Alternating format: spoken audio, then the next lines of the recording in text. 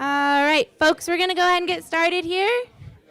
We're putting out a couple more chairs if you want to find a seat, or you're more than welcome to stand in the back as well. Thanks. All right. So first of all, welcome to GSVlabs. My name is Kate Newton. I am the startup manager here at our San Mateo Innovation Center. And we're really happy to have you here. This is a always interesting topic for us, and it seems to be for lots of people. So we're always excited to kind of dive into fundraising. Before we do, see if my slide clicker works here. That's okay. I don't need my slides. Before we do, I'll just give you a quick spiel about GSVlabs if you don't know about us or it's your first time here. We had an open house today, so some of you I might have met for the first time. If I haven't met you yet, please don't be a stranger. Come chat afterwards. GSVlabs stands for Global Silicon Valley, and we are a global innovation platform working to connect startups, Fortune 500s, investors, service providers, all into one kind of innovation ecosystem. And so when we talk about connecting the world to Silicon Valley and Silicon Valley to the world, we think about Silicon Valley as more of a mindset rather than a place. So it's a mindset where kind of innovation and resources and capital have always been kind of concentrated. And so our goal is to kind of connect the entire kind of entrepreneurs globally to that mindset and those resources. And so we do that in a couple of different ways, one of which is our physical communities here. So we have about 150 startups that we support across our San Mateo Center and one in Boston as well. But another way we do that is actually now online with resources. So you might not know that GSVlabs launched GSV Passport in January of this year. And this is a digital streamlined version of a bunch of different resources that we provide, including access to a mentor network, investor network, key discounts and service providers, and education modules. And so we launched in January, and we've added about 1,000 members since then across 20 different countries. So growing pretty quickly. Check it out if you haven't already. And then in addition to that, one of those key features for us is called VC Connect. And so it's connecting early stage founders to the investment that's historically been concentrated here, but now investors have access to startups kind of emerging all over the world. So what we do is our founders can apply, give us a little bit of information. We build out kind of a digital profile for them and help connect them with over 500 different investors that we have on our platform right now. So kind of in that spirit, we are always kind of curious about the stories that especially early stage founders have with their fundraising experience and kind of spreading that knowledge around and seeing how we can build our support. So with that, we have a really great panel that I'd like to bring up. First, I'd like to introduce my colleague, Slater Mclean.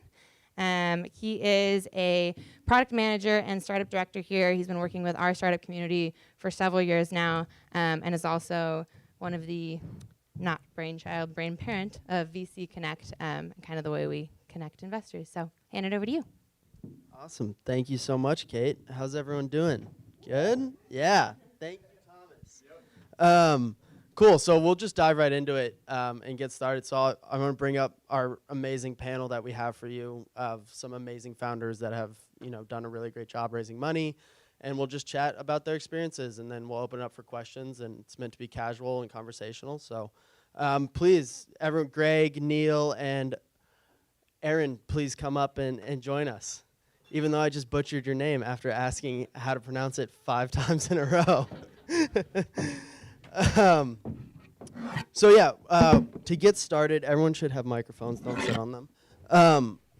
I'm just gonna have everyone kind of go down the line and introduce yourselves really quick and give just like a 2-sentence description of what your company is and what it does, and then how much funding you guys have raised. That would be awesome. So great. You want me to start? I'll start, okay. My name is Greg Moore. I'm the CEO and co-founder of Fit3D and BodyBlock.ai. We're a 3D body scanning company with worldwide distribution. We've scanned over 1 million bodies, which is the largest data set of its kind. And we're using that data to help apparel companies size better fitting clothing and help you get the right fitting clothing as a consumer. We've raised $6.5-ish million. There. Ahryun Moon, CEO and one of the co-founders of GoodTime.io.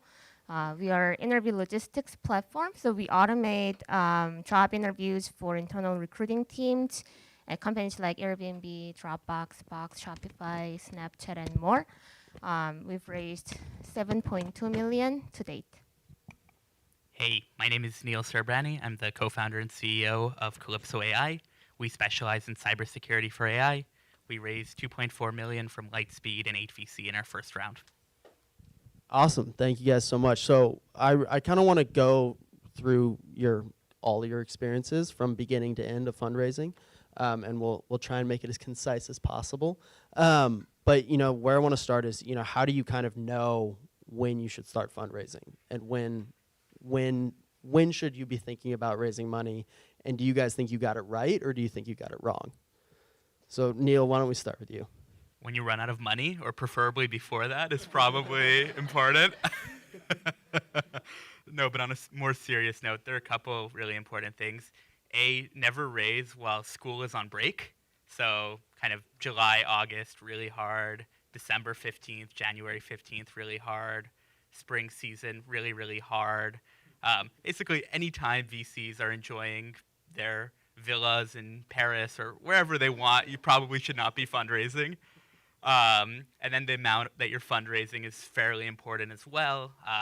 And the kind of narrative that you're spinning, because before a Series B, they're really making a bet in you as a founder, and they're making a bet in the market to some degree. But how are they making a bet on the technology or on the market when maximum they're spending 25 hours due diligencing it?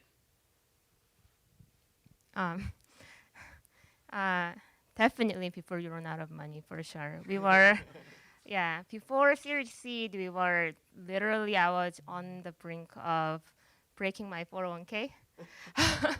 I was a month away from not being able to pay for our rent next month, but the timing was perfect, so we were able to raise Series Seed. When we raised Series Seed, we were pre-revenue. We had a ton of interest from very great logos. So we were able to, we have a really great story around how much interest we were getting. For Series A, we got to a milestone that we wanted to get to in terms of ARR. That's when we knew we could raise. So. Yeah, everything they said. So I think we have a hardware product. So ours was like, we couldn't get it off the ground without money because we had to build inventory and tool up and all this fun stuff, right? So I think our problems were significantly different than a lot of software founders out there. And so our money had to come from somewhere, or, we were rich in the past, I guess, but we weren't that. So at the end of the day, like we knew we needed to raise it. And so for us, it was all about painting a big vision about how we're going to utilize this hardware to just kind of scale and do something very aggressive and differentiating. And so for us, it was all about the narrative, as Neil brought up before, and we had to go through the right cycles, and choosing what amount to raise was really valuable for us because that helped us to narrow down who we're going after from an investor perspective. And then, to second everything else, as every founder will tell you, it's hard. So definitely before you run out of money is a good one. But also while you're hot, because while you're running out of money, you're normally not hot. And if you're not hot in the industry and you're not hot in the valley, then raising money is really, really hard. So you really want to do it on an upswing, normally before you run out of money, but also while things are going very well for you and you have a good narrative and a good story to pitch. No, that's great. I think, you guys all mentioned, at least in some way, it was the story. It was kind of the narrative. So I'd like to kind of touch on, how did you think about developing that narrative, and how many times did you have to present that narrative to investors before you kind of found that one investor that was willing to kind of bite the bullet and believe in the narrative and kind of take that further? So this is something that I actually recently learned from our Series A investor. I didn't know why he invested in me until recently. So the story that resonated really well with him was, so I actually worked as a financial analyst in the past, and then I completely fell in love with engineering. And I was able to build something that was able to automate a really large portion of the work that I was doing as a financial analyst. That story gave our Series A investors some sense of how much grit I have, how much creativity I have, and no matter what the challenges, I will be able to overcome those challenges. So that was a really good kind of story around my kind of personal attributes. So that was one of the stories that resonated really well with him. Definitely, I think making it personal. Totally do not make it analytical. If you touch upon the analytical brain, they are very smart. They will call your bullshit. Definitely make it very, very personal. And then the reason why you're extremely passionate about the problem, I think that really goes a long way. Oh, that's really, really interesting. Neil? Yeah, so it's actually a really simple story for us. The whole founding team of our company was working in the intelligence community. I was at NGA, a couple members of our team were at CIA, DARPA, IARPA, and we were really working on similar problems there and not really able to solve them inside of government. And so we kind of just realized that the best path towards solving what we're focused on was moving out west and starting a company. Yes, it helps when you guys all work in the industry for that long. Yeah, so it's funny. I have this like nomenclature of like, or this framework, and I think that good companies are acquired, not sold. And I think that you can take that framework and apply it to a lot of different things, right? So, for example, when you're trying to raise money, a lot of times you're not necessarily practicing your pitch, you're running your business. And if you're running your business, your pitch becomes native. You just get it. It just comes out of you. And so if you're sitting in the mirror practicing your pitch, you're spending time on the wrong thing. You should be spending time on running your business, on growing your business, and doing what you set out to do. And that then becomes your story, that becomes your narrative, and that becomes your passion. And I think that that comes out as you're having those conversations and those stories. I see a lot of founders, and I sit on several boards and all this stuff, and when founders are sitting there going over their deck and over the deck and over the deck and changing financial model after financial model after financial model, they are wasting so much time. They need to be running their business. When you run your business, that just becomes a part of who you are, and the story just exudes out of you. And so I think that those are some things that very common mistakes that I see from, especially early stage founders, sort of in the seed and the pre-A, and it really gets in the way of what you're trying to do in the first place, which is not raise money, but run a company. So, Yeah, I think that is phenomenal advice, Greg. And I think we see it a lot at GSVlabs, and we work with a lot of early stage companies, and there's definitely a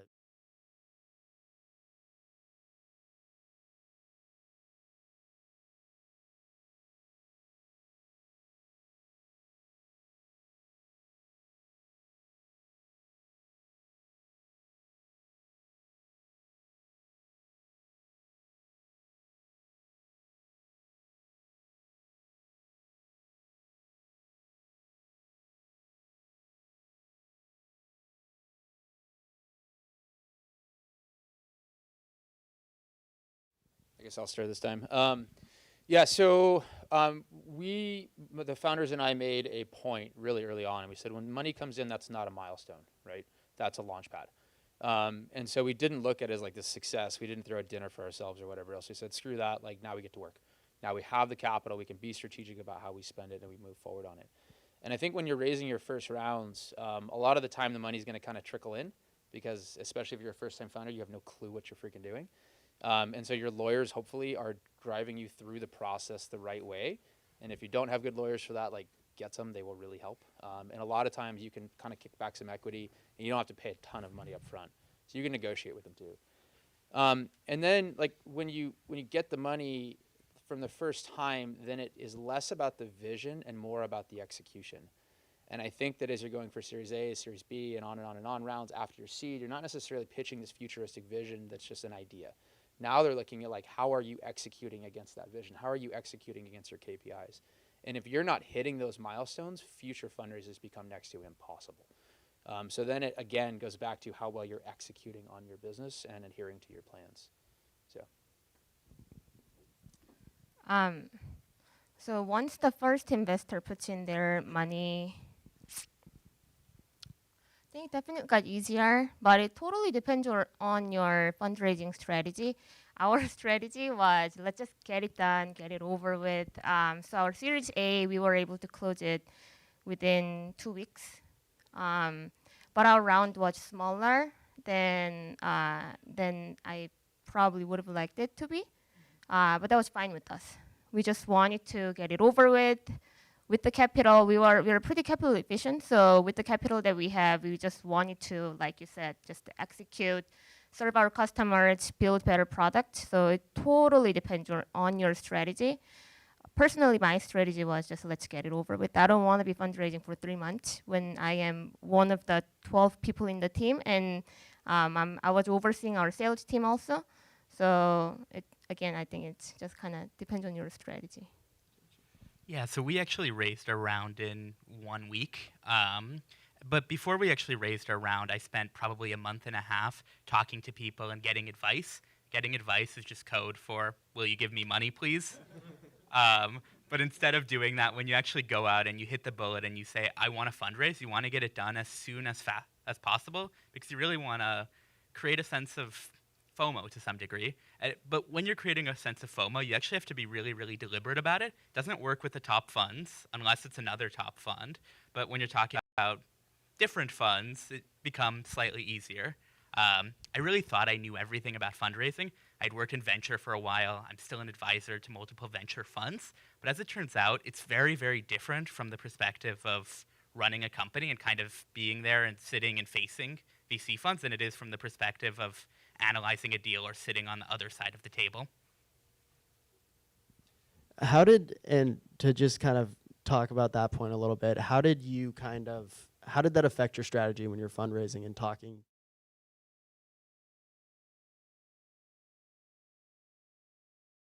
One thing I do is I do the opposite of what YC recommends. I always do the opposite of what YC recommends. Well, it's really simple. Generally, people are really smart, and so they'll follow advice. But it's kind of like writing the college essay about your missionary trip. It's been done so many times that it's not actually very valuable anymore. The first thing I do anytime I pitch is I actually start by talking about all of the areas where we're awful as a company. I mention all of the areas that we're weak.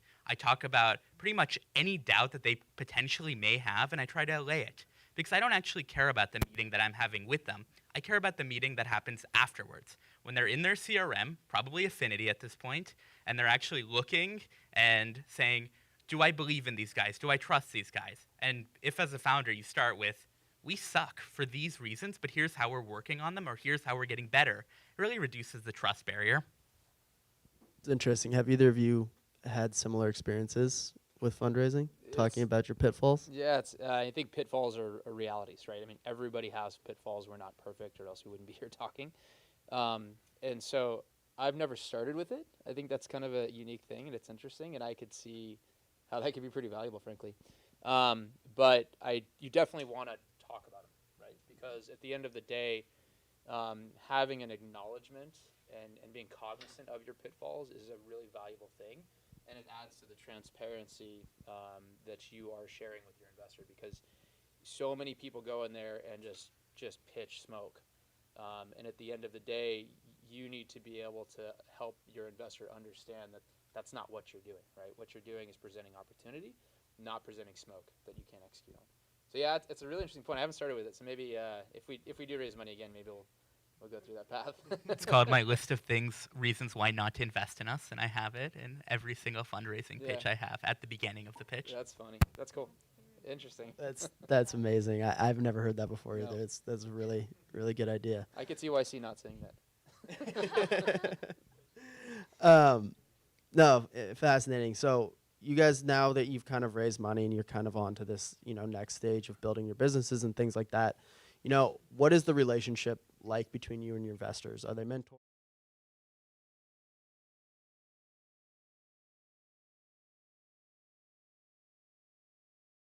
Oh yeah. I overshare with our investors, so I pretty much share everything. I definitely am lucky that our investors are just amazing. They support us in every way possible, including GSV. So GSV has VC sister company. They invested in us as part of our Series A. Also, Bullpen, who led our Series A round, and also our Series Seed investors. They're just amazing, and I rely on them heavily, not only in terms of getting advice and feedback from them, but also, as a CEO of a startup, it's a roller coaster, right? So some emotional support, I just rely on them. I kind of I share a lot and I get a lot of advice from them. I don't take all the advice, but one of the reasons why I decided to work with our current investors is because they were operators before. So one of our investors, he made 3 companies public, and then another investor that I work with, he's been founders of all the companies, a lot of companies that people definitely recognize, and it's just their advice is gold to me. So I try to listen to them and rely on them. So I don't actually send fundraising updates. I don't send update emails. I don't really like update emails, and I'm in Silicon Valley anyway, so I actually just make it a point to meet with all of our main investors roughly every 2 months or so, because I really prefer that one-to-one interaction and really spending an hour to go through the problems in our business, where we can improve, and really building out that relationship before we fundraise. The reason why we don't really fundraise is because we're always fundraising in some sense. We're always having conversations. We're always getting advice. We're always talking, but we're not sending updates because they're very impersonal, and frankly, they don't really share the full context of how we made our decisions, how we're thinking about where to move next, how to think about what makes sense for us to do as an organization. I'll go. Yeah, so we do. We took care of a lot of this in like all the control docs when we raised our series, and wanted to make sure that we didn't have a lot of like audit-based controls atop of us, right? But at the same time felt that it was really important to share information with our customers, but on a quarterly basis. And so we actually keep them, our investors, very, very much in a box in a sense. And we share information quarterly, and outside of that quarter, I reach out to them for specific things. But if they reach out to me for specific things, I want them to understand that we have set forward a roadmap that we've all agreed upon in the years before, and if we make changes to that, then we'll evaluate it. But other than that, it's very much of a push information setting. Now, we also have a board, and on that board is where we'll talk through a lot of the strategic initiatives that also has investors and then independent parties on it. But I'm not necessarily looking for my investors to create a lot of strategy for us. That's my job. And my job is to work with them to glean pieces of information that they may have that can help. But as Ahryun said, like you're going to get a lot of feedback. And most of it has nothing to do with what you're actually talking about, and a lot of it's like the flashy thing in the room. Because that's how a lot of the investor mind works, because that's how a lot of the community works. So it's really piecing through the information, making sure that it's appropriate to your business and your scale, and sharing what needs to be shared, being very transparent about especially things like numbers, and where you're going and where the pitfalls are, and talking through the pitfalls, but also making sure like you're cognizant about what's coming back, and you're using what you need to move forward. That's awesome. So I think before we kind of open it up to questions from the audience and things like that, since you guys all mentioned advice and picking and choosing what advice you want to take, if you guys could give one piece of very practical.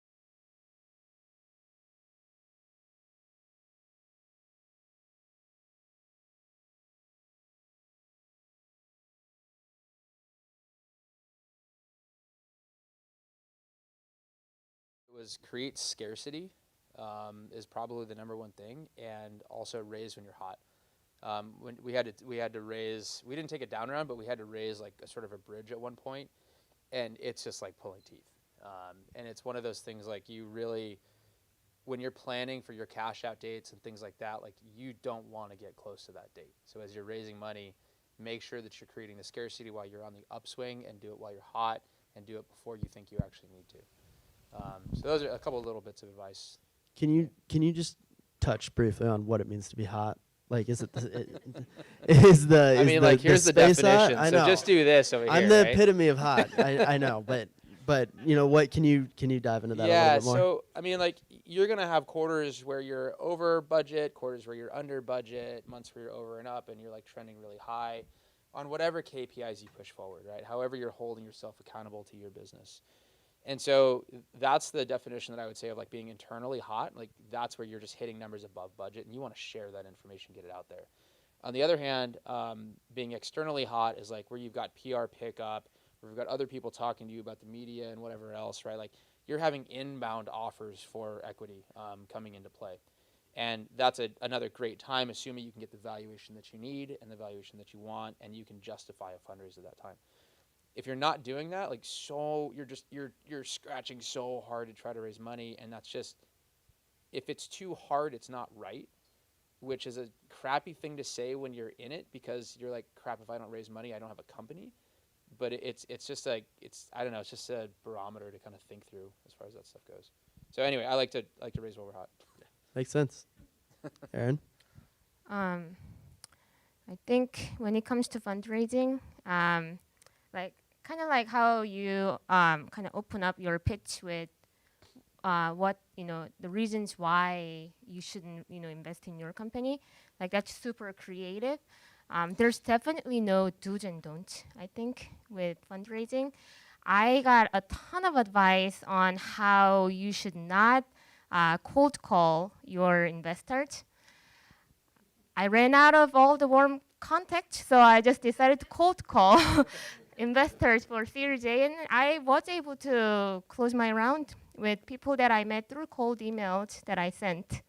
So there's definitely no do's and don'ts, just whatever it takes. That's my advice. And Neil, you can skip this question since you already gave the best piece of advice, but if you want to give another one, we'd love to hear it.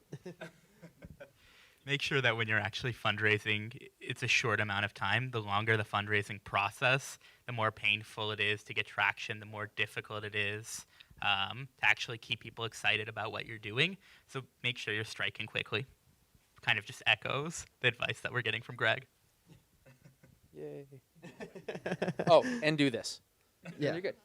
You'll be good. Also, sign up for VC Connect, and you'll raise your money.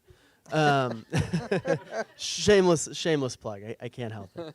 But yeah, so why don't we open up for questions? I think we have about.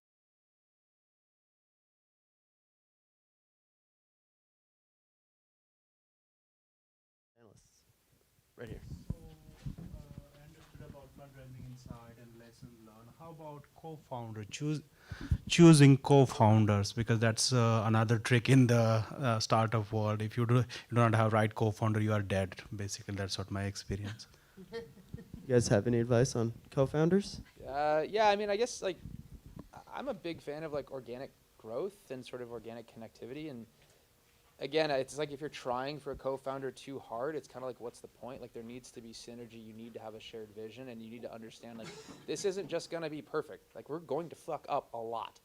And if you don't stick together through that process, like it's just not going to matter. And so I've always been very successful at people that I've known that are also passionate about the things that I'm doing, but that fill holes that I have, right? Like I know nothing about web tech. I couldn't develop a line of JavaScript code to save my life. Yet I invented pitch tracking. So like when it comes to data science and algorithms and like heavy computer vision, I'm all over it. But I can't put that to the web anymore. So I knew I needed that, right? So when I'm looking for partnerships and relationships and co-founders and whatever else, like I want to fill the holes that I have as a founder. The other thing is like they don't have to be co-founders, right? I think that's something that like early stage companies, like there's only a couple co-founders, but there's hundreds of people supporting your business by the time you're scaling. And so like just because they're an early stage employee or a partner or whatever doesn't necessarily mean that they need a co-founder tag. And I think that one of the first things we do is like we go shop for co-founders, and somebody's getting in it generally for the equity, not kind of for the vision. And so that's just some of the things that I've seen there. I have 2 co-founders. One of them is my husband. Yeah, it's easy. Do that. Or not. I don't know. You tell us. Definitely do that. It's working out for us. And then the last co-founder, we were actually 3 of us were a hackathon team. So we went to 3 or 4 hackathons together. We won 3 out of 4 hackathons together. And when you go to a hackathon, literally after 3 days of no sleep, you see the worst in people. And we survived through 3-4 hackathons together, and that gave me a lot of confidence that we can make something great together. Yeah, I think co-founders are overvalued. They're really, really important, but what's more important is filling the gaps that you have as a company, and you can fill that from advisors to mentors to investors to even hiring really, really strong employees. I'm very, very lucky to have a co-founder, and what we ended up finding is that he enjoys being an individual contributor more than he enjoys actually kind of leading a team. And so we came to an agreement, we came to a solution that enabled him to do that, while at the same time allowing him to be a really, really valuable and essential member of the team. That's awesome. Next question. Yes. Oh, over there. Sorry. Could any one of you three explain like the process of scaling your business even before going into asking for fundraising? Like, how was that experience for you guys? Does that make sense? No. Because ultimately, like, the way I thought about it, or the way I think about it, is you have to kind of be in a position where you're creating value, right? And you're creating a product before you can even go to the VC. Or maybe I'm wrong. So does that make sense? When did you know to like scale, to go ahead and grow the business and scale up, right? That's a deep, complicated question, and would probably take days, not hours or minutes. But I think to your point, right, which is kind of like if you started back, like when do you start a company, right? And then like when do you try to grow that company, and when do you try to raise money, and like when do you have all these milestones that you kind of hit along the way. And I think, and I hate generic answers, but it really is kind of up to you. Like every business is going to have its own velocity. And VCs are going to have velocities that they look for. They're going to have areas that they look for. They're going to have, all that stuff. It's like, it really depends on what you're doing and where you see that scale coming from the velocity that you want out of your business. And you kind of have to pick it from there. I mean, Neil said this, I think you said this best, but maybe even you also, Ahryun. But there's no rule, right? And so it's like whatever feels right, and whatever is the right thing for you, your employees, the people around you, your support system, and whatever else is kind of like what makes sense. And then like, having close mentors and advisors that have kind of gone through that process before that can help you strategize for your specific use case, I think is really valuable. But in a general group, I think it's a delicate question. Yeah. Next question. When you're fundraising, do you differentiate between the investors that you're talking to? I guess another way of looking at it is $1 from investor A. Is it the same as $1 from investor B, or do you have any preference? I've talked too much. Ahryun, Neil? Yeah, of course. You always differentiate, and you can differentiate in a number of ways. One way is based on prestige or name. We're lucky enough to have investors with prestige, but we by no means made the decision to choose those investors because of their prestige. We just choose investors who, frankly, we'd enjoy spending time with.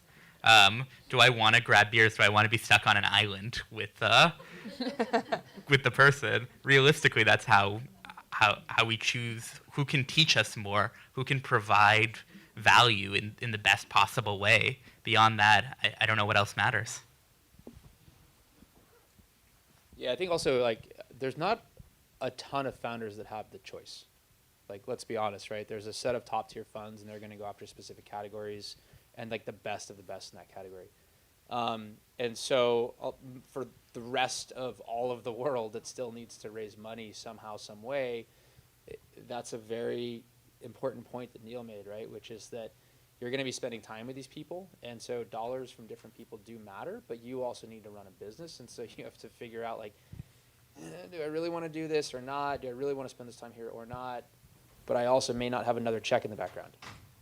So I think you have to weigh those odds and understand sort of the risk of bringing on money and like what that money's worth to you versus the risk of not bringing on money at all versus the opportunity that you have on the upside.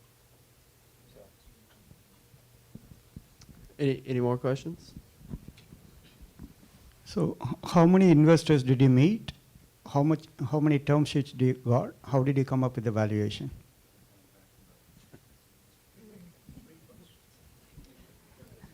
I think on average I met with 60 or so investors for each round. And then what was the other questions? For Series A, when we got the first term sheet, we signed it. And then Series seed also, I think, when we got the first term sheet, we were like, fine, we're gonna go happy with the terms, gonna move forward. We wanna go back to execution. And your third question How did was? you come up with the valuation? Oh, valuation. There's no science behind it. Whatever you call it, to be honest. I've seen founders that call extremely high, kind of above beyond normal type of valuation, and they stick with it until they find the investor that's going to value them at that valuation. They're just not going to close their round. I've seen those founders, and I've seen founders that call lower than what they think they should be at to close faster. It really depends on it's what you call. Yeah, I think like numbers-wise, I don't know, probably similar. Like, frankly, the first seed investor we ever talked to signed, which was pretty cool. And we just had set terms, right, as an open note at a discount, because, like, I don't know how to value this thing. Like, we don't even have a business yet. Hold your microphone up. My apologies. Yeah, so in our seed round, like, we just kind of left it open. And we said, we don't want to cap, we don't want to whatever else, and we'll just give you a discount on the next round. For the Series A, it's a lot more of a negotiation, and it kind of depends on how much money you're bringing in, because certain investors expect specific percentages of the company at specific rounds. And so, like, if you're way outside of that range or can't justify why you're out of that range, then you may as well not talk to them, because you're going to pitch something and they go away. Like, you haven't done your research on us. And so I think at the end of the day, you have to be able to justify it, and you have to be able to pitch a story that gets you to that point, but it should be something north of what you think you're worth. The other thing is, when you raise your next round, you also then have to justify it again. And if you don't, like, if you overvalue your company on the Series A, and you get this way high valuation because maybe you don't have an investor that's really intelligent or understands, like, how those things work, your Series B investors are going to come and be like, no freaking way. Then you have to take a down round, and then everything just goes to shit. And so, like, at the end of the day, I think it's good to plot a course for you, and, like, where do you want this company to be, and do you think you can achieve that value by the time that you need to raise your next round, because you need to have a multiple of that so that nobody gets overly diluted. So I think cap table math is also a really important thing as you're starting to raise capital, and understanding, like, how those things scale out and how they trend. No, that's awesome. I think we have time for one last question. If you go back to when you needed seed funding, what is the guidance to new founders to convince potential investors to give you seed funding at the very beginning? So I might be able to answer this one. We raised our first round of capital roughly 2 weeks after we incorporated as a company, and roughly a month and a half after we left government. So they're just taking a really, really big risk on you. People are, to some degree, depending on the fund, depending on the circumstances, they're betting their record, they're betting who they are on you. So it's really just about building that relationship of trust as quickly as possible. The other thing I'd recommend is having long-established relationships. That's not always possible, but I found that's very, very helpful. Or having mutually connected circles of trusted business advisors, friends, what have you.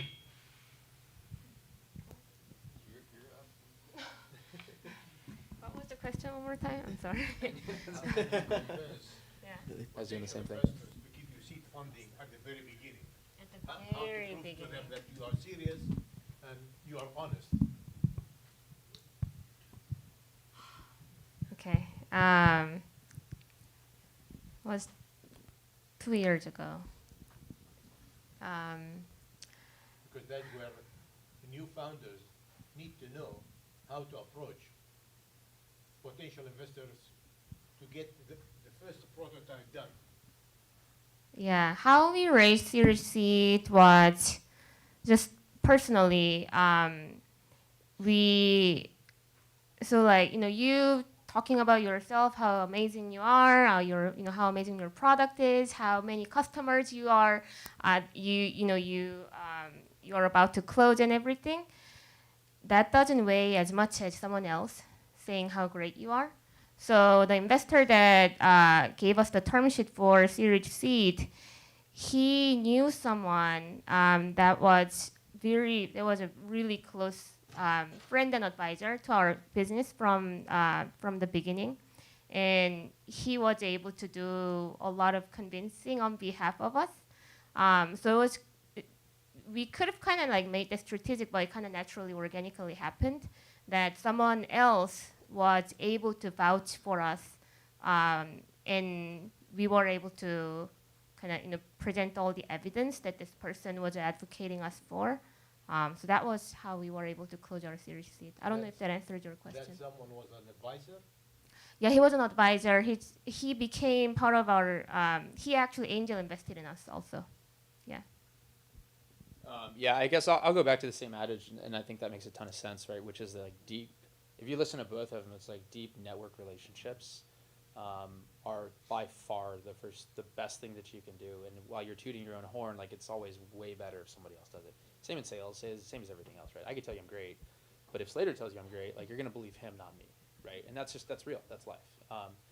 And then the other side of it is that when you're just getting started, like you don't generally have a product, you generally don't have a team, you generally don't have like a lot of the things that people are quote unquote investing in you for. All you have is a vision, an idea, and a background, a history, right? And your history needs to say that I've done something really, really cool, or I am so freaking good at this that I can scale this thing out and basically tell the investors I can trust you based on some past experience.